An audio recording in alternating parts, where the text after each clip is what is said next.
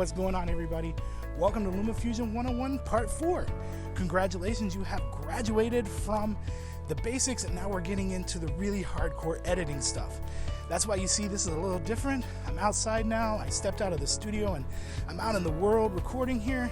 The reason being is I thought a lot about what footage, how I would handle this next step, and what I really wanted to do is I want to give you guys some good footage to use, because I think it's easier at this point if I give you the footage, let you work with it, than it would be for me to just ask you to go film your own when I haven't even told you how to film anything yet. So if you don't have any footage to use and you want to use this and you want to follow along, this is filmed at 4K 30 frames per second 8-bit color at 16:9 on my iPhone 12 Pro Max. Now the reason I chose to use my iPhone as opposed to the camera I normally use is because I'm going to ask you guys to use your iPhones. I'm going to tell you now, at this stage, going out and buying a camera is going to be stupid. It's going to be a waste of money. You need to learn how to use it before you buy it. So I'm using my iPhone. I'm using an app called Filmic Pro, which gives you a really quality picture. It gives you the same basic settings that you would get in a nice digital camera. And I'm using the native lenses with just an ND filter so that you can still see the overcast sky behind me and nothing is blown out. I am using my lavalier microphone so you guys get some pretty good sound. That's just literally so when we go into the sound editing, it's not as hard for you to do. Alright, so let me jump back in the studio and let's get started with color correcting. Yeah, that's what we're going to do today. We're going to start with color correcting, then color grading, then sound, then keyframing, and then I think we're going to be done. But yeah, I think I got you enough footage, a couple minutes, so let's jump in the studio and get started.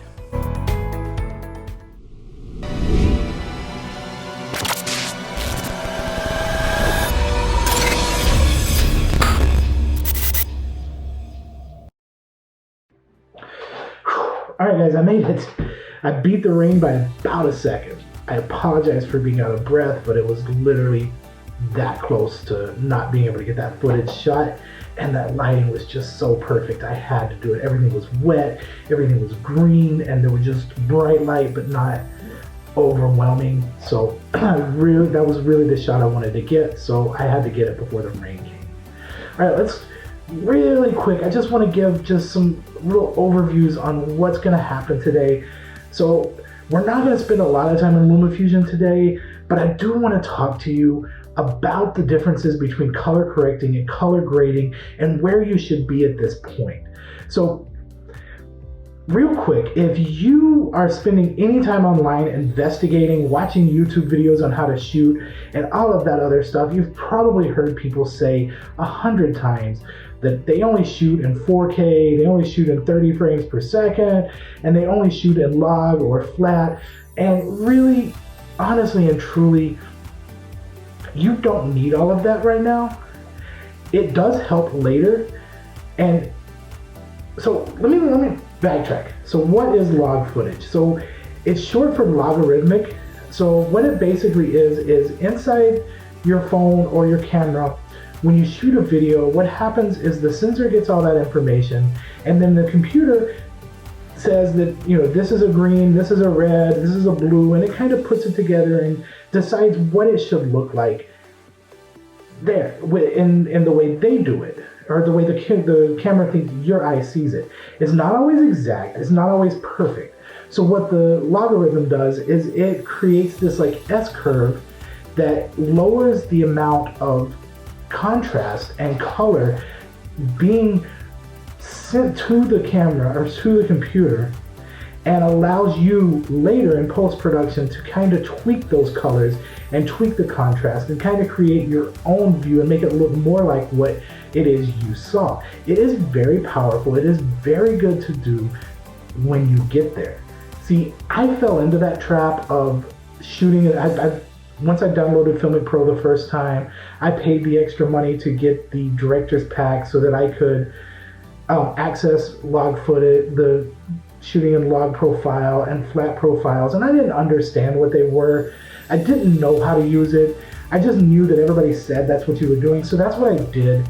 And because of that, I really took a few steps back and where I should have been with color grading and color correcting, or most specifically color grading, because I had to spend the time now figuring out how to color correct. Now I use it, and I use it well. Like this footage you're seeing now is, well, it's here. That's the difference between a log and a color graded piece of footage. It's really that's what it looks like as I film it, and this is what it looks, wait, let me try it again. This is what it looks like as I'm filming it, and this is what it looks like at the end. So it is powerful, it does do a lot of work, but it's something that you really need to be there at that point before you start doing it. Color grading, on the other hand, that's where the artistry comes in. That's where, so think Michael Bay.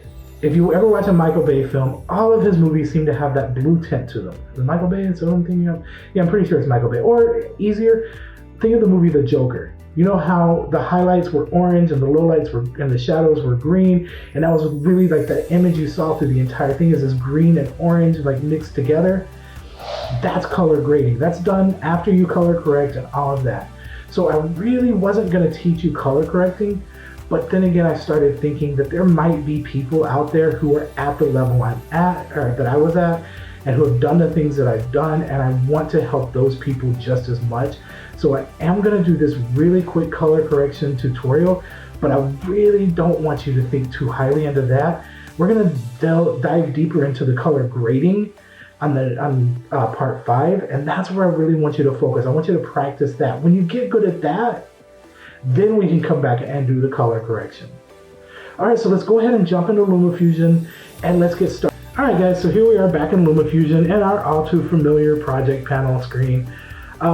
I do still have the Lumafusion 101 part 1, 2, and 3 on here.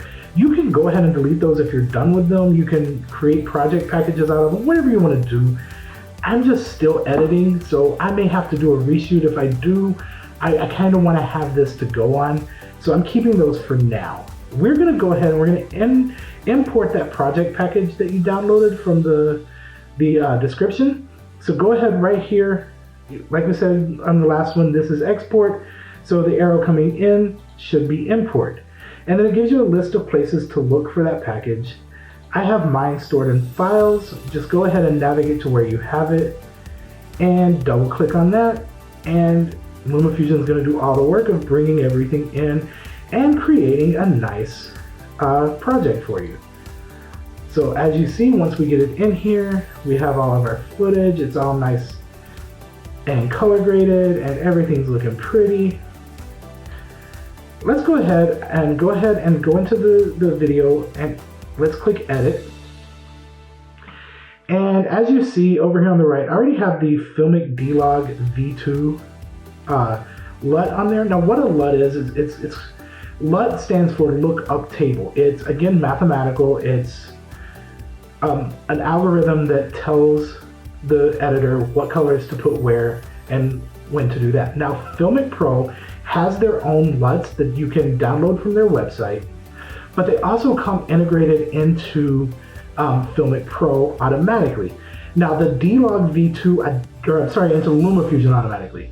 Now this one here, this Filmic D-Log V2, I'm not sure if that's still in Lumafusion because iPhones have gone to 10-bit, so they have a new scroll all the way down. Undo, no. I'm not even on the LUT screen. All right, so this square, this cube here, since all LUTs are a dot cube, it's obviously a cube for the LUTs. And you scroll down and you see at the very bottom it has Filmic D-Log, Filmic D-Flat. Now these are the ones I believe come standard with Lumafusion. I went to the Filmic Pro website and I downloaded their LUTs for 8-bit footage because these are set for 10-bit. So let me go ahead and you see your eyeball, click your eyeball, and we're going to go ahead and take off the LUT that I put on there.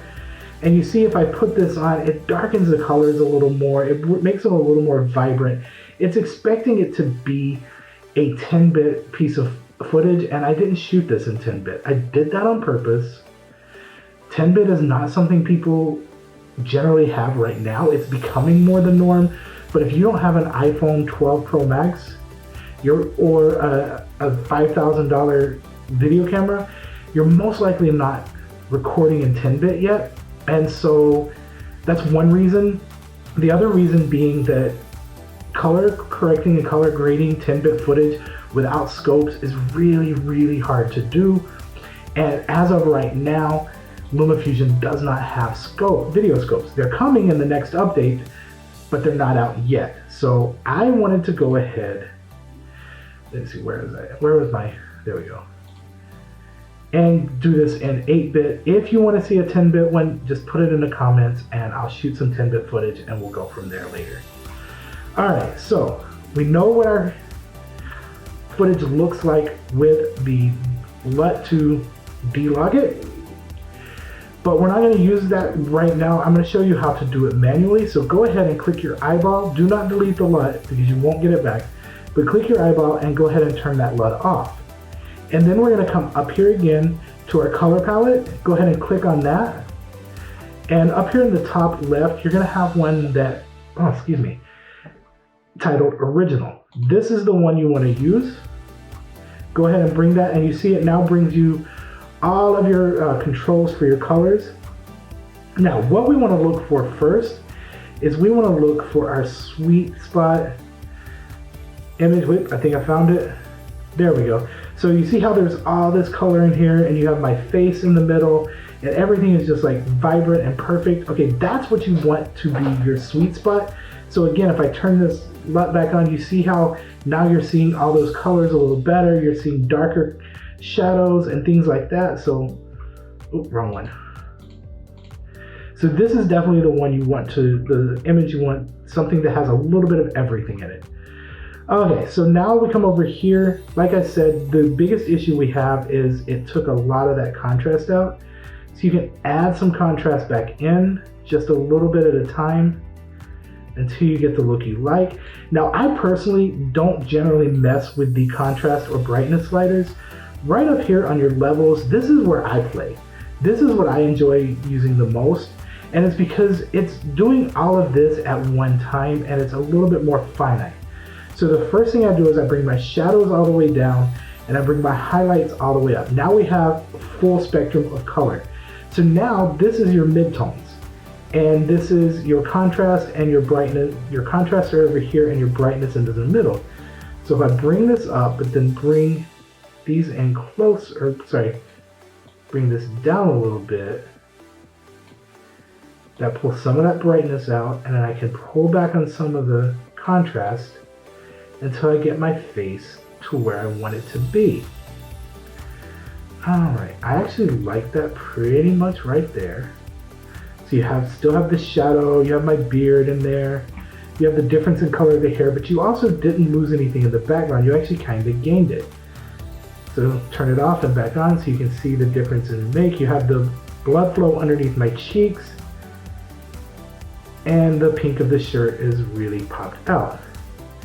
Okay, I have a signature look I like to do. You don't have to go with that, but I like a little bit less, a little desaturation, and a little crank up of the vibrance. Usually I'll do the vibrance where the saturation is and the saturation down to where the vibrance is, and then pull back the highlights just a little bit so we can bring some of those clouds out. The same with the shadows.